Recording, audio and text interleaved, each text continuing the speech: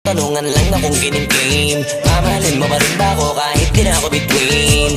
Kapag hindi ko na rin mabigay lahat ng hilingin ko, ba ay nandito pa rin o baka kasabay ka nila mawala ka na rin? Baka sa una ka lang magaling, sa bandang uli balulain mo rin. Pag lahat ng mga gusto mo di ko na kayang bilhin, kaya sagutin mo ako tapatin ko, sasaluhin mo pa rin. Kung wala ako na mga kailangan mo, paano mo mamahalin?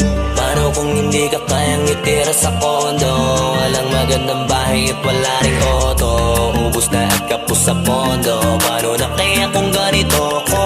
Malamang na hindi na mapansin yung aking halaga di na makita. Kasabay naman ang pagmamahal mo na parang natulog na mantika. Nakakapanghina kasi yung pake mo'y tila palusaw na nakandila, na walang na rin ang bisa. Ang nararamdaman kasi di na kumikita.